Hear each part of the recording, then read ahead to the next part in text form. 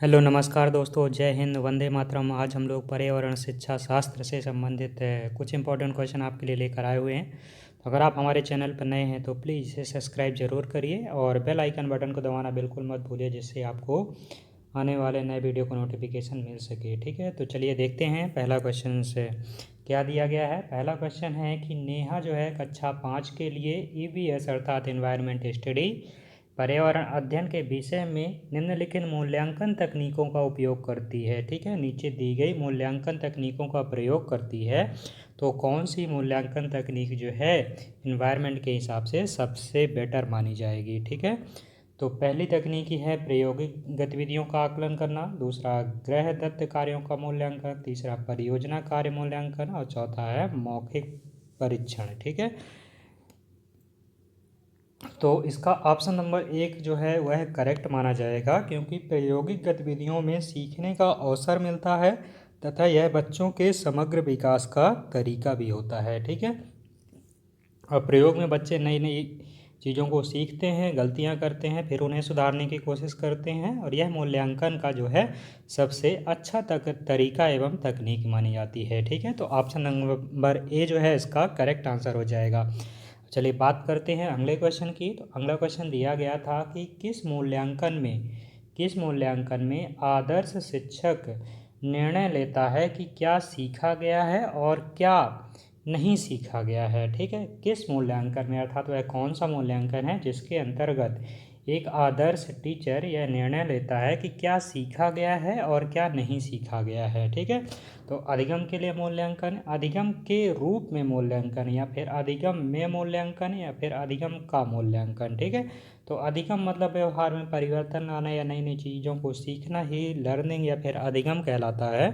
ठीक है, तो इसका कौन सा आंसर सही माना जाएगा, तो ऑप्शन नंबर डी जो है अधिगम का मूल्यांकन जो है आदर्श शिक्षक यह निर्णय लेता है कि इसमें क्या सीखा गया है या फिर क्या नहीं सीखा गया है। ठीक है, अधिगम का मूल्यांकन मतलब वर्ष के अंत में, ठीक है, इसका मीनिंग क्या होगा, वर्ष के अंत में छात्रों को उनके प्रदर्शन के अनुसार रैंक प्रदान करने की एक प्रक्रिया होती है। ठीक है, जैसे आप मान लो किसी भी कॉलेज के फाइनल ईयर एग्ज़ाम में हो और फाइनल ईयर का आपका एग्ज़ाम हो रहा है, वर्ष के अंत में छात्रों को उनके प्रदर्शन, आपने जैसा परफॉर्मेंस किया है उसके हिसाब से आपको रैंकिंग प्रदान की जाएगी, और रैंकिंग प्रदान करने की यह एक प्रक्रिया होती है, अर्थात एक प्रोसेस होती है। इसकी प्रकृति जो है वह योगात्मक होती है। कैसी प्रकृति होती है, प्रकृति योगात्मक होती है, एवं इसमें मानकीकृत परीक्षण शामिल होता है। ठीक है ना, क्या मानकीकृत परीक्षण शामिल होता है, एवं प्रकृति जो है योगात्मक होती है। इस चीज़ को भी आप लोग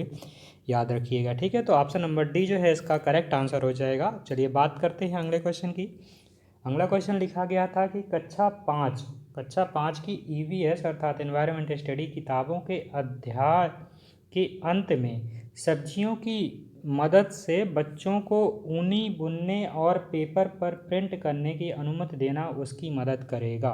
ठीक है, मतलब कक्षा 5 में जो है वह किताब के अध्याय के अंत में दिया गया है कि सब्जियों की मदद से बच्चों को ऊन बुनना, ठीक है, तथा पेपर पर प्रिंट करने की अनुमति देना किस चीज़ में उनकी मदद करेगा, उनके कला कौशल में सुधारने में, या फिर ऊन बनाने की सही प्रक्रिया के बारे में जानने में, या फिर मज़े के लिए एक तरीका प्राप्त करने में, या फिर अपनी रचनात्मकता दिखाने के लिए मौका प्राप्त करने में। ठीक है, तो कौन सा मतलब ऑप्शन सही माना जाएगा इसका, तो ऑप्शन नंबर डी जो है इसका करेक्ट आंसर हो जाएगा कि उनकी रचनात्मकता दिखाने के लिए, यह मौका प्राप्त करने के लिए उनका सबसे अच्छा अवसर होगा। ठीक है, अर्थात ऑप्शन नंबर डी इसका करेक्ट हो जाएगा।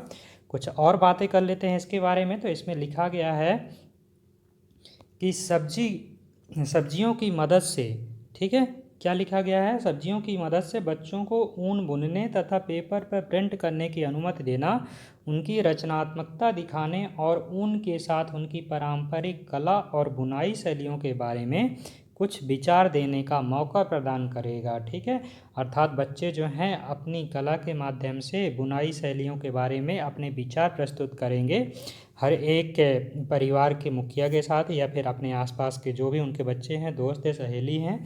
ठीक है, उनके साथ, तथा ये गतिविधियां जो है आगे जाकर छात्रों को उनकी रचनात्मक गतिविधियों को शामिल करती है। ठीक है, और यही गतिविधियां जो होती हैं यह जाकर आगे जाकर बच्चों को उनकी रचनात्मकता अर्थात उनकी जो रुचि होती है या फिर रचनात्मक जो उनकी कला होती है, उनके अंदर जो एक ललक होती है किसी चीज़ को सीखने के लिए, उन गतिविधियों को इसमें शामिल करती है जो उन्हें रचनात्मक बनाती है, तो उनकी इंद्रियों को भी विकसित करती है, नई नई चीज़ों को सीखने को उनको मौका मिलता है और उनके दिमाग में एक नए नए आइडिया भी निकल कर आते हैं कि हम इस काम को कुछ और अच्छे ढंग से कर सकते हैं, जिससे इसको और अच्छे ढंग से दूसरों के सामने प्रस्तुत किया जा सके और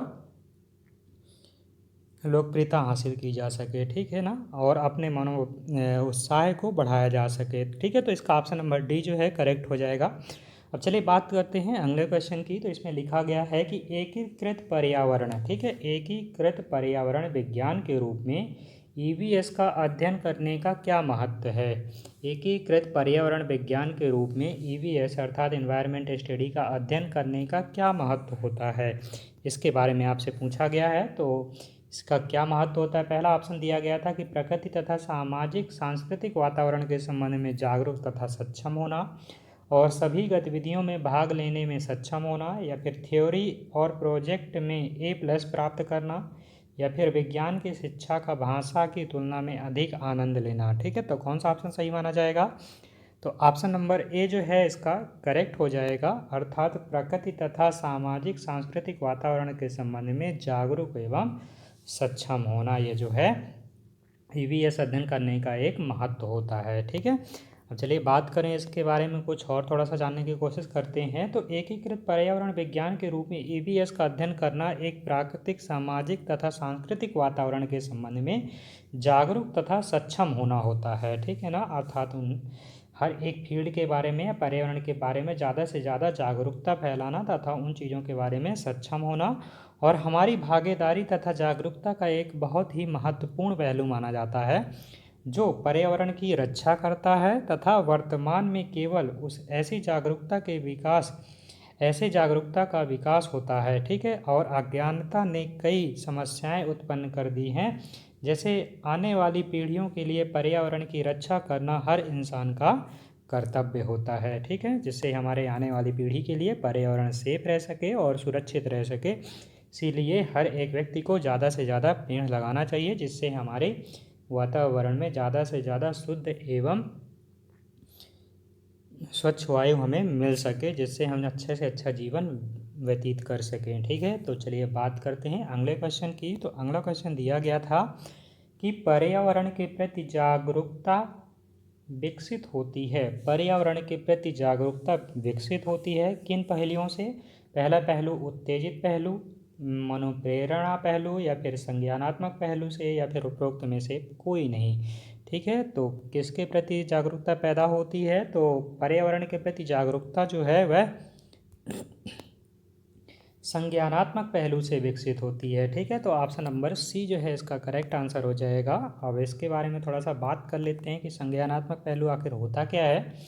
तो पर्यावरण जागरूकता से संज्ञानात्मक पहलू विकसित होता है। ठीक है ना, पर्यावरण जागरूकता से जो है संज्ञानात्मक पहलू विकसित होता है, तथा संज्ञानात्मक विकास एक वयस्क के दृष्टिकोण की तुलना में सूचना प्रसंस्करण, सूचना का विस्तार करना, एक दूसरे को सूचनाएं देना, तथा वैचारिक संसाधन एवं अवधारणात्मक कौशल एवं भाषा सीखने तथा मस्तिष्क के विकास में, या फिर अन्य पहलुओं एवं संज्ञानात्मक मनोविज्ञान के संदर्भ में एक बच्चे के विकास पर ध्यान केंद्रित करते हुए तंत्रिका, तंत्र विज्ञान तथा मनोविज्ञान के अध्ययन का एक क्षेत्र होता है। ठीक है, और हालांकि यह ज़्यादातर विशेषज्ञों द्वारा मान्यता प्राप्त है इसे कि यह गलत द्वैध है, अर्थात जैविक तथा व्यवहार विज्ञान में भारी सबूत दिए गए हैं कि विकास की शुरुआत बिंदुओं से जीन गतिविधियां पर्यावरण में घटनाओं तथा अनुभवों के साथ बातचीत करती हैं। ठीक है, तो इसका ऑप्शन नंबर सी जो है करेक्ट हो जाएगा, और संज्ञानात्मक पहलू के बारे में भी हमने थोड़ा सा जानकारी देने की कोशिश की आपको।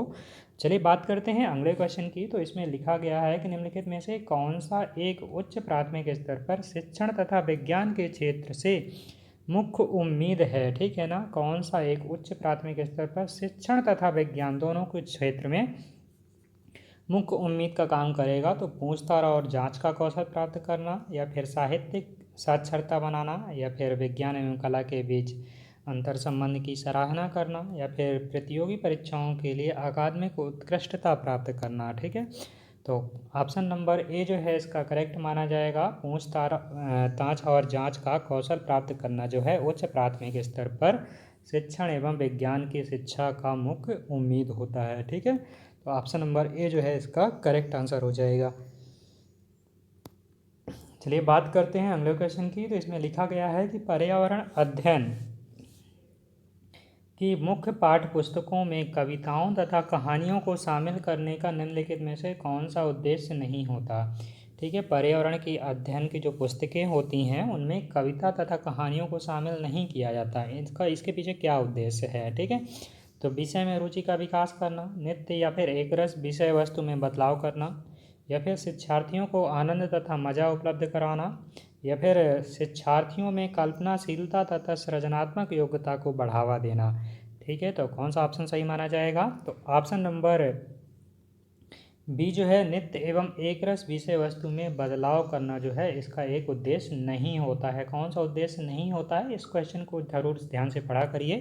तो ऑप्शन नंबर बी जो है इसका उद्देश्य नहीं होता है, बाकी इसका उद्देश्य होता है विषय में रुचि पैदा करना कविता एवं कहानियों के माध्यम से, और शिक्षार्थियों को आनंद तथा मजा उपलब्ध कराना, और स्टूडेंट को कल्पनाशीलता तथा सृजनात्मक योग्यता को बढ़ावा देना होता है। ठीक है, तो ऑप्शन नंबर बी जो है इसका करेक्ट आंसर हो जाएगा। चलिए बात करते हैं अगले क्वेश्चन की। तो इसमें लिखा गया है कि एक ईवीएस कक्षा में बच्चों के व्यक्तिगत अनुभव को महत्व देते हुए शिक्षक को क्या फ़ायदा होगा।